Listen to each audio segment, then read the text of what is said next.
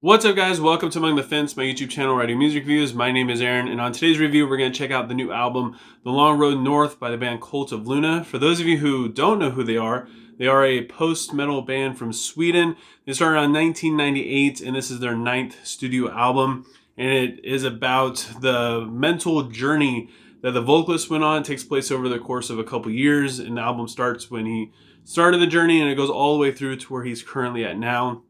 And lyrically, he said that he didn't want to restrain himself for anything, just express creativity. And he says he even finds that he repeats himself a few times, but he didn't really care. He just did whatever he felt was right. And musically, this thing is just a behemoth. It goes in and out of so many different emotions and rhythms and tempos. It's just absolutely insane. The album opens up with the song Cold Burn, which starts out with this foghorn sound and is joined in by a raw riff and some very strong drums. The vocals sound pained as they sit a little bit more behind the mix, it seems. And it becomes very groovy as everything opens up as it goes into the chorus and the melody starts to really come in. The guitar tone throughout this is absolutely fantastic. It brings a lot of atmosphere as the song just continues to evolve and ascend. The 2-minute long jam session definitely gets enhanced when the vocals come back in, and it brings it to a final chorus and then the outro, which is kind of creepy, specifically the very end, but it's something you just don't really want to end. Into the Night was one of the singles to be released off this album and is the 5th song on the album. And it starts out with the echoey guitar arpeggio thing with some creepy clean vocals. Reminds me a lot of something that like Rivers and Nil would have done off of their last album. Actually, this entire album kind of reminds me of that, if I'm going to be completely honest. The chorus gets a little bit stronger chord presence as the vocals get a little bit more powerful too with the help of a vocal effect. Verse 2 has some drums added in there, which gives it a little bit more depth. And the second chorus has some synth added in, makes it feel kind of like you're going into like, I don't know, a dreamlike state or something. And then it's followed by this weird guitar solo thing with some clashing cymbals. It's just a very atmospheric song, and it kind of mesmerizes you a little bit as well. The second song on the album, The Silver Arc, has like this staticky intro that becomes a very powerful riff with distorted vocals that has a lot of death metal essence to it. The riff is kind of haunting and relenting as it just plows all the way through the song for the most part, other than the interlude, which is very atmospheric and has like this feeling of longing to it. Then it transitions right back into that main riff, and the melody becomes more pronounced as the song goes on, and it just builds into emotion. And then it goes into the third song, Beyond One, which features Miriam Wallenton. I believe that's how it's pronounced. It has like this wind chimey intro thing and some very, very theatrical vocals from Miriam.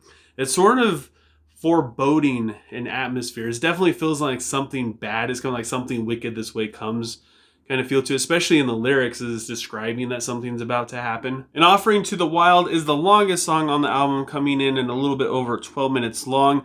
It has a string orchestrated intro followed by a great sounding guitar with synth and a very snare heavy drum passage. The melody keeps building throughout the song, and it reminds me a lot of something like off of Pink Floyd's Echoes, specifically like the last part of that song. The vocals come in pretty heavy and it replaces the guitar melody, but at the end of each verse, that melody comes back in and it just sounds so sick.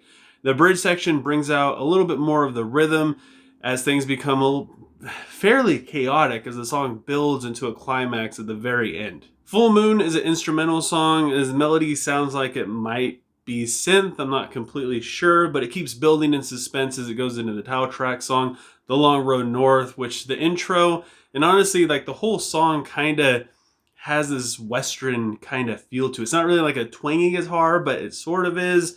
I don't know. It's just the overall sound of it. And the drums really set the mood for this song, specifically in the intro before everything erupts as the vocals come in. The lyrics are very personal as the vocalist is deciding to make his journey to go north, or he's setting off on his journey to go north, it seems. And the music definitely shows that this journey is about to happen. As it goes into the bridge, it tones things down quite a bit, and it makes you feel like you're following this wanderer, just kind of going wherever he feels like he's supposed to be led. The guitar riff has so many hills and valleys to it as it goes up and down, and you just don't know where the song is going to go. It has tons of transitions.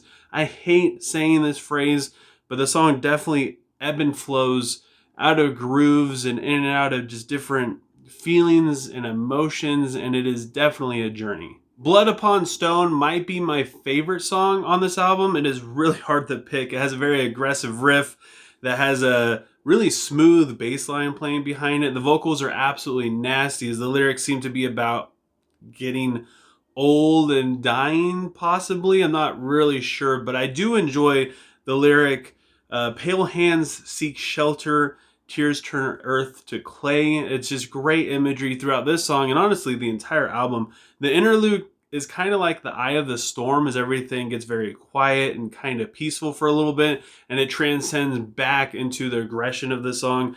The cadence and the rhythm when the song picks back up again, when the vocals come back in, is absolutely, it's just fantastic. Such a good groove to it.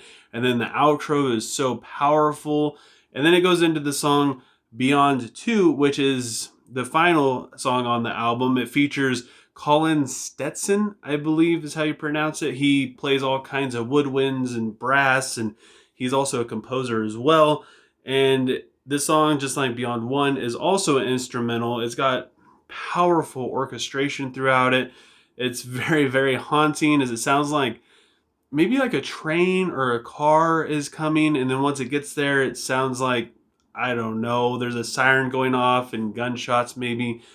I'm not completely sure, but it's full of a lot of, again, kind of foreboding just in its atmosphere. It's an interesting way to finish off this album. It's very theatrical, to say the least. And not only is this a kind of theatrical way to finish the album, but this entire album is very theatrical. It's almost cinematic, or it's kind of like a soundtrack in a way. Each song has like different scenes that progress the story, and the songwriting itself is absolutely brilliant. The atmosphere musically in each song kind of transports you to different sequences that are happening, as the lyrics tells you what's happening in each one of these scenes. And not to mention the vocals, which I absolutely loved. It reminds me of something that, like, I don't know, At the Gates would do, or something along those lines. It has a very strong death metal feel to it, which sounds fantastic considering just how heavy and thick and kind of melodic the music is. The only problem I have with this album is that these songs can kind of drag on just a little bit. I personally love it, and I don't really have a problem with it, and I don't find it boring whatsoever, but I see how someone could, as this is a almost 70-minute long album, and it's only 9 songs long. The riffs and the melodies and the drum parts can all kind of become a blur, and the listener could easily get jaded by all these different sounds as they all kind of just mesh together and become the same thing over and over again almost. And the music could also feel a little overly artistic to the casual listener. Like, I had to listen to this album probably about 4 or 5 times to really get it. And honestly, listening to it that many times, it did become a bit much, especially since I'm trying to really understand it instead of just listening to it to enjoy it the first couple of times.